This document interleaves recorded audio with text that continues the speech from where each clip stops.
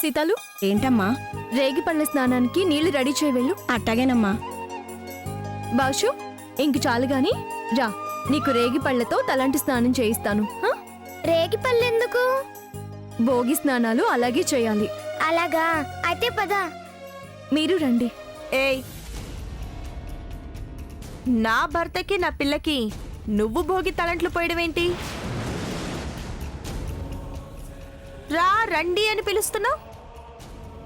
తలలంటి మంగళహారతులిచ్చి నీ వాళ్ళు అనిపించుకుందావనా? అనిపించుకోవాల్సిన అవసరం నాకేమీ లేదు. వారు నా భర్త. ఇదిగో వారి కట్టిన తాళి. ఏంటి ఇదిగో తాళి అని ఐడి కార్డులో చూపిస్తున్నావు? ఎదురుగా నేనున్నాను. ఎన్నిసార్లు గుర్తు చేయాలి? ఇదిగో అతి చేయకు, చేతులు విరవాల్సి వస్తుంది.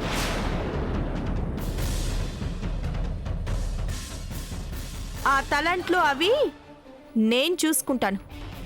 నువ్వు కొంచెం ఉండు. లేకపోతే లేకపోతే ఏం చేస్తావు అని అడుగుతున్నాను. నేను నీకు చాలాసార్లు చెప్పాను, నువ్వు నా భార్యవి కాదు అని.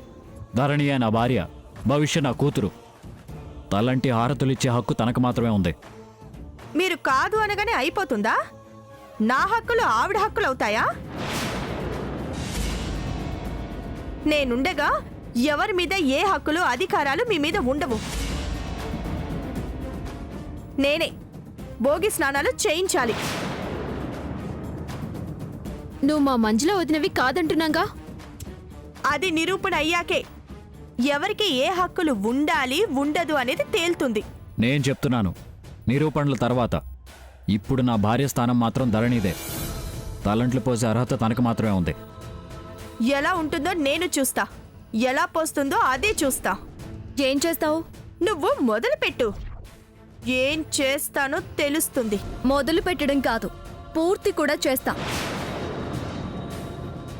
నువ్వు నన్నేమీ చేయలేవు. అదే, ఆ భ్రమలోనే ఉండు. కానివ్వు.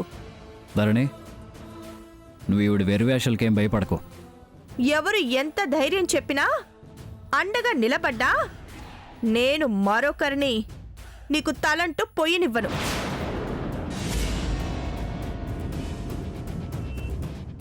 తేడాలొస్తే అదిగో ఆ భోగి మంటలు మరో మంటలవుతాయి.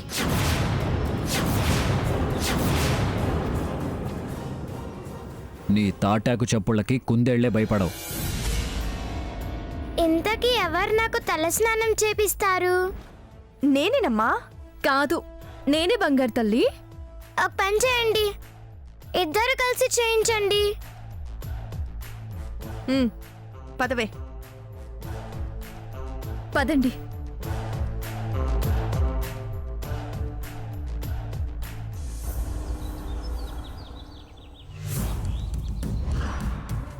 అత్తా, అత్తా. ఏంటే పండగ పూట అత్త దుత్త అంటొచ్చావు? అత్తని అత్త అంటే తప్ప అత్తా? ఏయ్, ఆపవే నీ దీర్ఘాలు. అసలు ఎందుకు వచ్చావో చెప్పు.